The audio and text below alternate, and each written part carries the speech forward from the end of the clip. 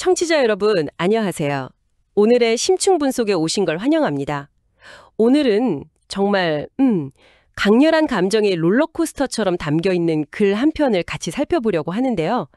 깊은 염려와 안도감, 그리고 거의 폭발적인 기쁨이 담긴 아주 개인적인 서신, 바로 데살로니가 전서 3장의 내용이에요. 이번 분석의 목표는 이 짧은 글에 담긴 드라마를 함께 따라가 보는 거예요.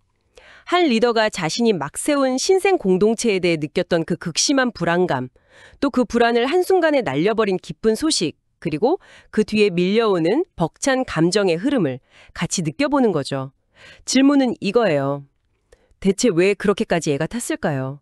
또 그를 안심시킨 소식은 뭐였고, 이 글을 통해 우리는 그들 사이의 관계에 대해 뭘 알 수 있을까요? 네, 시작하기 전에 이 글이 그냥 무슨 교리나 신학을 설명하는 문서가 아니라는 점, 정말 지극히 인간적인 기록이라는 걸 먼저 짚고 싶어요. 한 사람의 솔직한 마음, 공동체와의 그 끈끈한 유대감이 정말 날 것 그대로 드러나 있거든요. 글 전체를 관통하는 핵심적인 긴장감은 바로 물리적인 거리랑 또 서두에 언급된 여러 환란이에요. 이 환란이 구체적으로 뭐였는지, 그리고 편지를 쓴 바울의 염려가 왜 그토록 깊었는지를 중심으로 살펴보면 이 글이 훨씬 입체적으로 다가올 거예요. 좋아요. 그럼 본격적으로 내용을 들여다볼까요? 이 장은 우리가 참다 못하여 라는 정말 강렬한 표현으로 시작해요. 문자 그대로 더 이상 견딜 수가 없어서 라는 뜻이잖아요. 그렇죠. 결국 자신들은 아덴에 남더라도 동역자인 디모데를 보내기로 결정했다고 하죠. 이게 그냥 사람 하나 파견 보내는 수준이 아니라 굉장히 중대한 결정처럼 느껴져요. 맞아요. 그만큼 절박했다는 거죠. 디모데를 보낸 목적은 두 가지로 명확하게 제시돼요. 공동체를 굳게 하고 그들의 믿음에 대하여 위로하기 위해서. 이 말은 반대로 생각하면 당시 공동체가 흔들릴 만한 상황에 있었고 위로가 절실히 필요했다는 뜻이겠죠? 바로 그 여러 환란에 직면해 있었다는 걸 암시하는 거군요. 네. 여기서 흥미로운 점은 3절인데요. 이 고난이 무슨 갑자기 닥친 불행이 아니라 우리로 이것을 당하게 세우신 줄을 너희가 친히 알리라 라고 말해요. 마치 예정된 시련인 것처럼 이미 어느 정도 예고되었던 일이라는 뉘앙스잖아요. 그렇죠. 이런 일이 있을 거라고 우리가 미리 말하지 않았느냐라는 거죠. 이건 고난을 대하는 독특한 관점을 보여줘요. 이걸 피할 수 없는 재앙이 아니라 믿음의 여정에서 당연히 거쳐야 할 과정의 일부로 받아들이고 있었다는 거예요. 하지만 알고 있었다고 해서 걱정이 안 되는 건 아니죠. 당연하죠. 바로 그 지점이에요.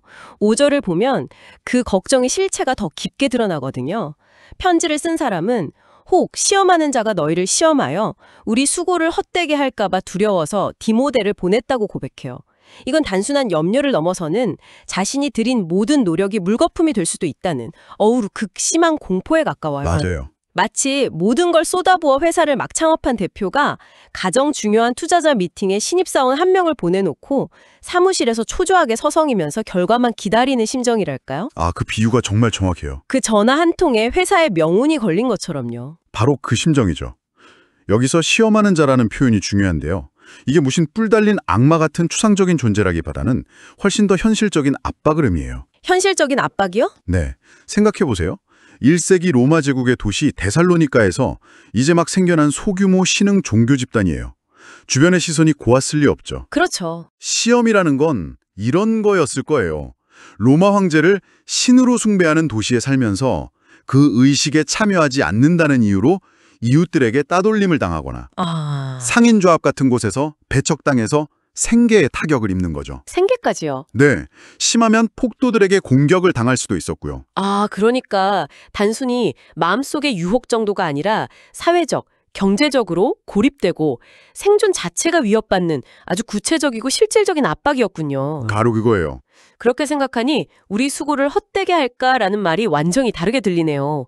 공동체가 와해될 수도 있다는 존립 자체에 대한 두려움이었던 거군요. 바로 그거예요.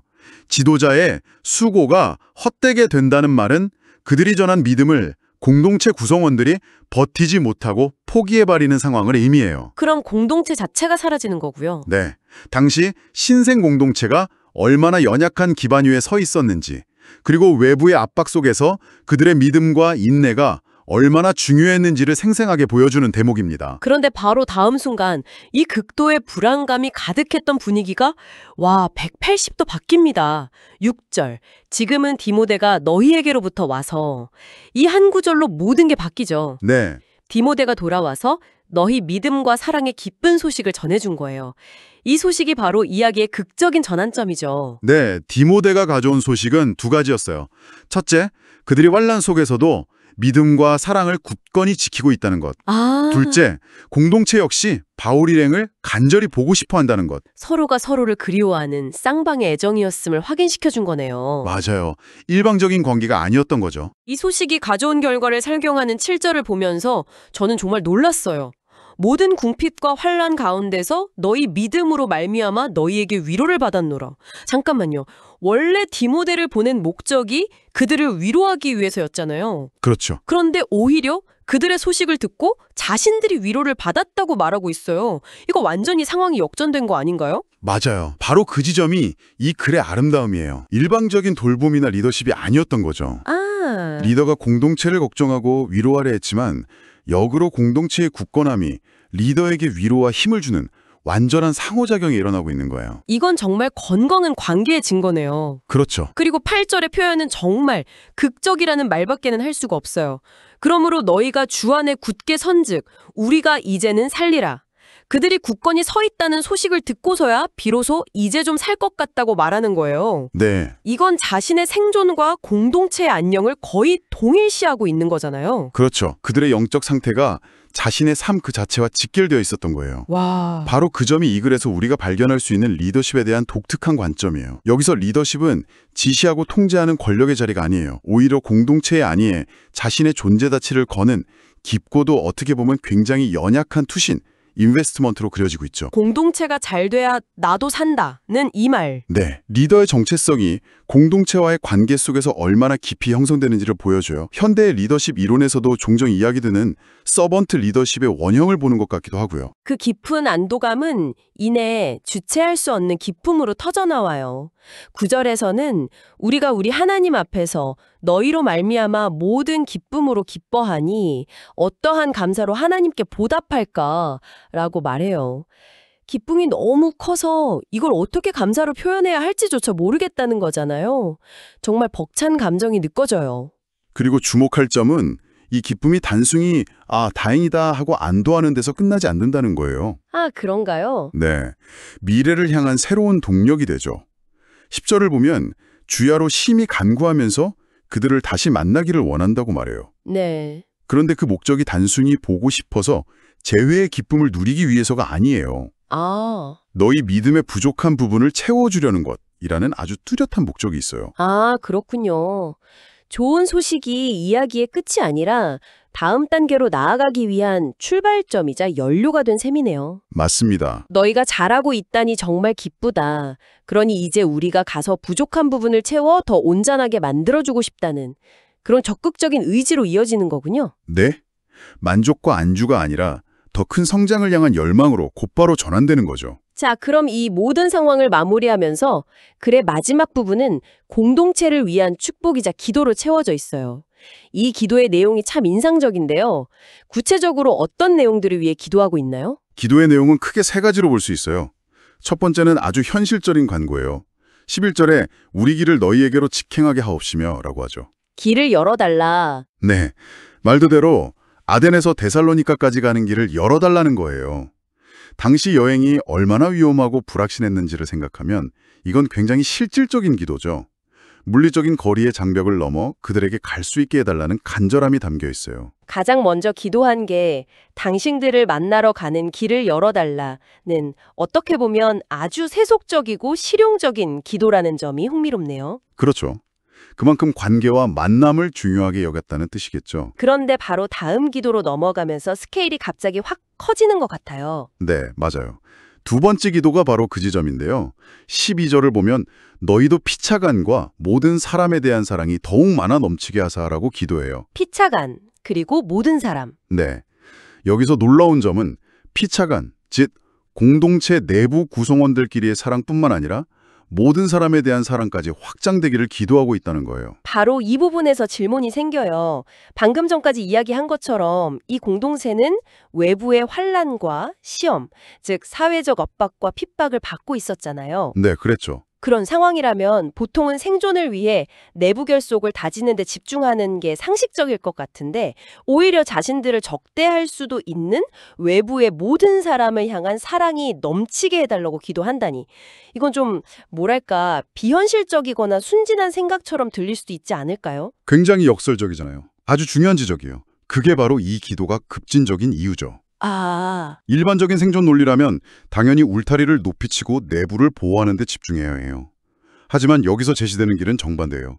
외부의 적대에 맞서는 방식이 똑같이 적대하는 것이 아니라 오히려 사랑을 공동체 밖으로까지 넘치게 흘려보내는 것이라는 거죠. 와. 이것은 그들의 정체성이 세상의 방식과는 근본적으로 다르다는 선언과도 같아요. 그들의 힘이 방어벽을 쌓는 데서 나오는 게 아니라 경계를 허무는 사랑에서 나온다고 믿었던 거죠.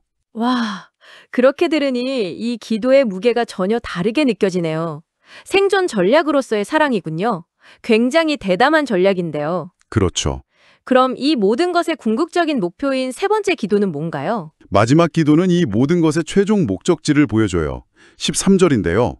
주 예수가 다시 올 그날에 그들의 마음이 굳건해져서 하나님 우리 아버지 앞에서 거룩함에 흠이 없게 되기를 원한다는 거예요. 아, 현재 겪고 있는 시련, 믿음의 성장, 그리고 안팎으로 넘치는 사랑이란 이 모든 과정이 결국엔 저 최종적인 목표, 흠없는 거룩함을 향해 있다는 거죠. 그렇군요.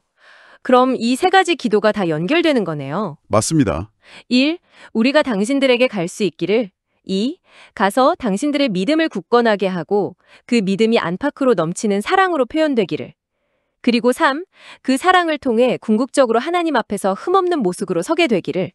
이렇게 하나의 흐름으로 이해할 수 있겠어요? 정확합니다. 현재의 실질적인 필요와 관제의 회복에서 시작해서 공동체의 내적 외적 성장, 그리고 최종적인 미래의 소망까지를 아우르는 굉장히 통합적인 기도라고 할 수 있습니다. 이렇게 짧지만 감정적으로는 무척이나 밀도 높은 한 장을 함께 여행해봤네요. 견딜 수 없는 불안에서 시작해서 깊은 안도와 폭발적인 기쁨으로 그리고 공동체의 성숙한 미래를 위한 기도로 마무리되는 정말 강력한 흐름이었어요. 맞아요. 이 글에서 정말 인상적인 점은 지도자의 깊은 개인적 감정과 공동체의 거시적인 목적이 어떻게 하나로 완벽하게 얽혀 있는지를 보여준다는 거예요. 리더의 안녕과 공동체의 안녕은 결코 분리될 수 없었군요. 네. 그리고 그들이 겪는 환란은 실패의 징조나 피해야 할 저주가 아니라 믿음과 사랑, 그리고 서로를 향한 격려를 통해 함께 통과해야 할 여정의 일부로 그려지고 있다는 점도 중요하고요. 멀리 떨어져 있는 누군가를 향한 진심 어린 마음이 어떻게 전달되고 또 그들에게서 온 소식 하나가 한 사람의 세상을 이제 살 것 같다고 말할 만큼 어떻게 바꿀 수 있는지 다시금 생각하게 되는 시간이었네요. 마지막으로 청취자분께서 한번 곱씹어 보실 만한 질문을 하나 던지면서 마무리하고 싶어요. 오늘 우리가 살펴본 글은 하나님 앞에서 흠없는 거룩함이라는 아주 높은 수준의 영적 목표를 제시했어요. 네, 그랬죠. 그런데 흥미롭게도 그 목표에 이르는 길을 개인적인 경건훈련이나 도덕적 노력으로 설명하지 않아요. 대신 그 길의 핵심에 공동체 안팎의 모든 사람을 향한 사랑의 넘침을 두고 있음을 암시하죠. 아, 공동체적 사랑, 특히 나를 위협할 수도 있는 외부인까지 포함하는 이 급진적인 사랑이 어떻게 개인의 거룩함이라는 지극히 내면적인 목표와 연결될 수 있을까요? 이 둘의 관계는 우리가 영적 성장을 위해 정말로 힘을 쏟아야 할 부분이 어딘지에 대해 무엇을 말해주고 있을까요?